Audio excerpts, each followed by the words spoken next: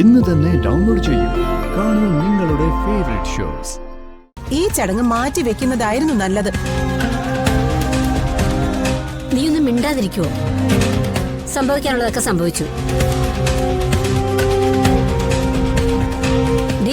കുത്തുവാക്ക് പറഞ്ഞ് ഇവളെ വേദനിപ്പിക്കാണോ നീ ഒരുങ്ങിക്കിട്ട് ഇങ്ങോട്ട് വന്നത്? ഓ, ഞാനൊന്നും പറയുന്നില്ല. കേട്ടപ്പോ അങ്കിളിന്റെ ഭാഗത്ത് ന്യായം ഒന്ന് തോന്നി, അതുകൊണ്ട് പറഞ്ഞു എന്നേ ഉള്ളൂ. ഓ, ഈ ചടങ്ങ് നടത്തണ്ടെന്ന് ഞാനും പറഞ്ഞതാ അമ്മേ.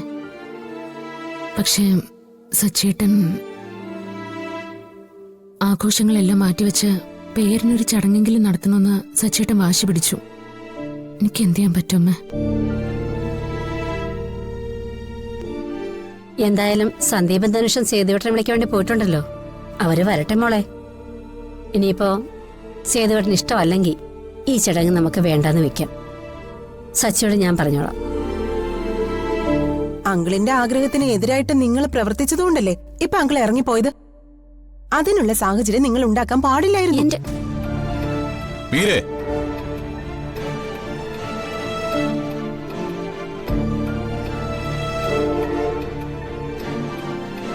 നിനക്ക് ആവശ്യമില്ലാത്ത കാര്യങ്ങളെ കയറി നീ അഭിപ്രായം ഒന്നും പറയരുത്.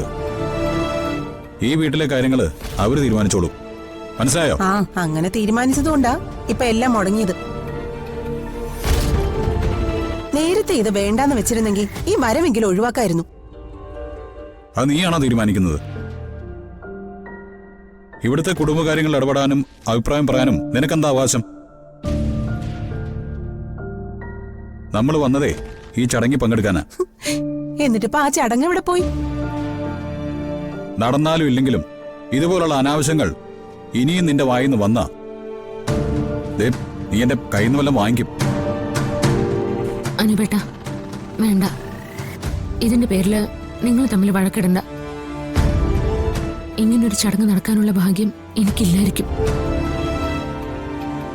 അല്ലെങ്കിൽ പിന്നെ ഇങ്ങനെയൊക്കെ സംഭവിക്കൂ? എല്ലാം എന്റെ വിധിയാന്ന് കരുതി ഞാൻ സമാധാനിച്ചോളാം. നീ അങ്ങനെ ഒന്നും വിചാരിച്ച് വിഷമിക്കണ്ട. എല്ലാം നടക്കും മോളെ. നോക്കിക്കോ, സേതുവേട്ടനെ കൊണ്ട് അവരിപ്പൊ ഇങ്ങെത്തും. എന്റെ മോളെ, പിണങ്ങിപ്പോയാലും സേതുവേട്ടൻ എവിടം വരെ പോവാനാ? അമ്മയും അനൂപേട്ടനും കൂടി ഇങ്ങനെ ഇവിടെ നിന്ന് ന്യായീകരിച്ചിട്ട് ഒരു കാര്യമില്ല. സച്ചി അർച്ചനയും ചെയ്തത് തെറ്റ് തന്നെയാ. ഈ ചടങ്ങ് മാറ്റി വെക്കേണ്ടത് തന്നെയായിരുന്നു.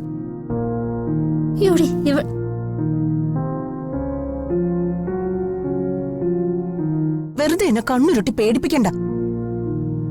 സത്യം അങ്ങനെ ഇല്ലാതാകുന്ന ഒന്നല്ല.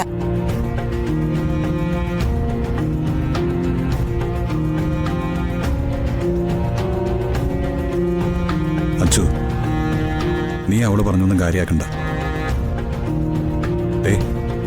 നീ ഈ അവസ്ഥയിൽ ഒരു കാരണവശാലും ടെൻഷൻ ആവരുത്. അനുപേട്ടൻ സച്ചിന്റെ അടുത്തേക്കൊന്ന് ചെല്ല. പാവം ആകെ ടെൻഷൻ അടിച്ച് നിൽക്കായിരിക്കും. അച്ഛൻ ഇറങ്ങിപ്പോയതിന് എല്ലാവരും കുറ്റപ്പെടുത്തുന്നത് ആ പാവത്തിനെയാ.